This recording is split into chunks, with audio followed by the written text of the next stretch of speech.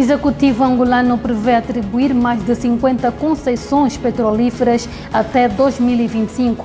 Portugal tem evolução positiva no relatório europeu sobre corrupção. Presidente moçambicano recusa intervenção militar externa em Cabo Delgado. Vai seguir nesta síntese informativa.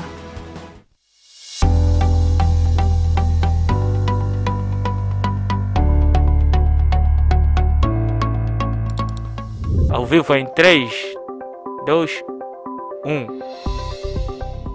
Sejam todos bem-vindos ao nosso especial entrevista. Produção de conteúdo digital, filmes comerciais, documentários, reportagens, cobertura de eventos e transmissão ao vivo. Temos estúdio e equipamento moderno. Planalto Digital Studio.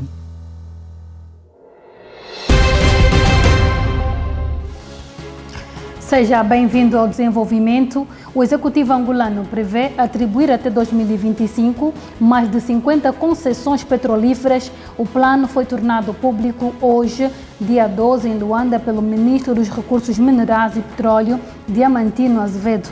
De acordo com o portal da Camunda News, que cita o jornal Expansão, o ministro falava na abertura da sessão de esclarecimento sobre o potencial petrolífero dos blocos das bacias terrestres do Baixo Congo e do Kwanza, onde esclareceu que a ação resulta da estratégia de licitações com início em 2019, composta por 9 blocos onshore. A estratégia de atribuição de concessões 2019-2025 visa criar as condições do quadro de declínio de redução e reservas de hidrocarbonetos do país que se vem verificando desde 2016, disse Diamantino Azevedo. O governante referiu que o executivo está otimista quanto ao futuro do setor petrolífero em Angola, sublinhando que o governo vai continuar agressivamente com atribuições de concessões de blocos nos próximos anos, de forma a garantir o aumento do volume de atividades e investimentos no setor, de modo a mitigar o declínio de produção e reservas de hidrocarbonetos do país. De acordo com o ministro, Angola continua abençoada com grande potencial petrolífero que se apresenta como um segmento estável, competitivo e atrativo aos investidores. O Executivo está a trabalhar para a melhoria do ambiente de negócios, para que o nosso país seja o local de escolha para investidores locais e internacionais, disse Diamantino Azevedo, que vê resiliência por parte do governo no que toca à luta contra a pandemia da Covid-19, que devastou inclusive as maiores economias do mundo.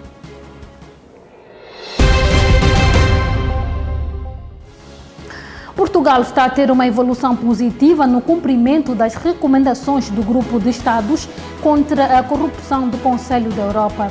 A conclusão consta do relatório de avaliação no âmbito do 4º ciclo de avaliações mútuas sobre o tema da prevenção da corrupção nos membros dos parlamentos, juízes e magistrados do Ministério Público, divulgado esta segunda-feira pelo governo português. O segundo relatório intercalar de conformidade concluiu que o nível de cumprimento das recomendações já não é considerado globalmente insatisfatório, deixando de ser aplicada a regra relativa aos Estados considerados em situação de não conformidade e que implica um acompanhamento mais exigente.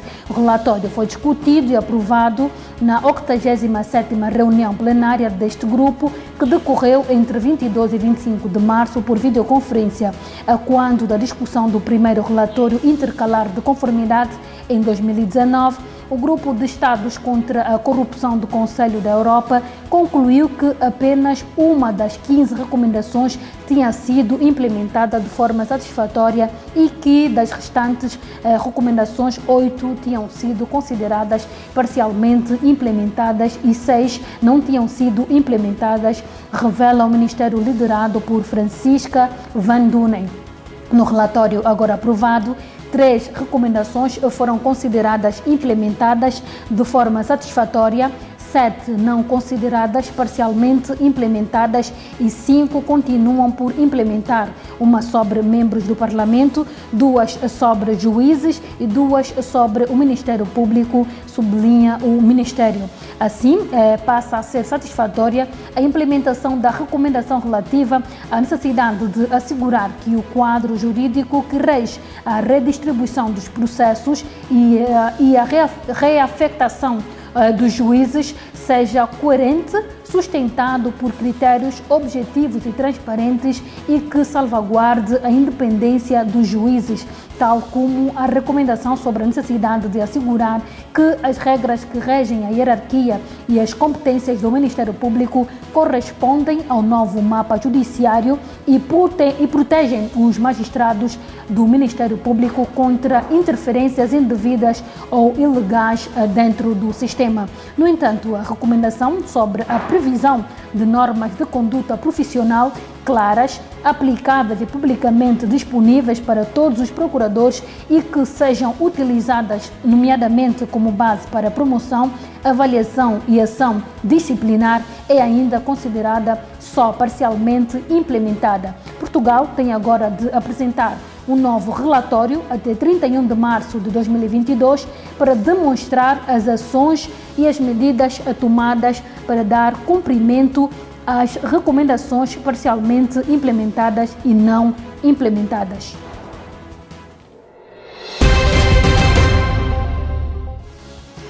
O presidente de Moçambique, Filipe Nyusi, diz estar a avaliar com os parceiros internacionais as necessidades de ajuda na luta contra o terrorismo que está a perturbar as populações de Cabo Delgado, mas afasta qualquer possibilidade de uma intervenção militar externa, afirmando que o combate armado deve ser feito pelos moçambicanos.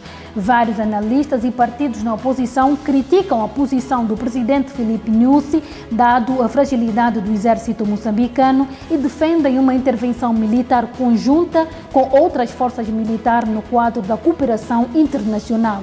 Além de líderes políticos na oposição e da sociedade civil moçambicana, o analista para a África do Instituto Tony Blair, Bulama Bukarti, também defende uma intervenção militar regional para derrotar os grupos terroristas armados em Moçambique.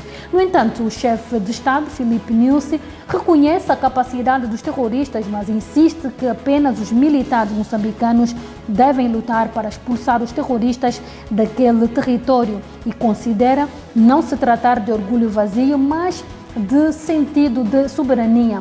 De referir que em março a vila de Palma, junto à fronteira com a Tanzânia, foi alvo de um ataque que levou a petrolífera francesa Total a encerrar as operações do projeto de gás natural na ilha de Afungi. Os ataques, com dezenas de mortos, levaram à fuga de milhares de residentes, agravando uma crise humanitária que, segundo as Nações Unidas, atinge perto de 700 mil pessoas.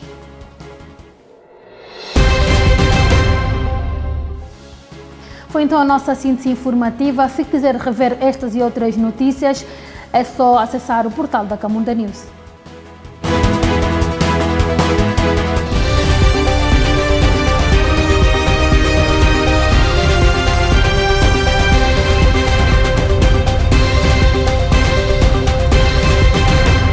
Camunda News. Informação atualizada e cidadania.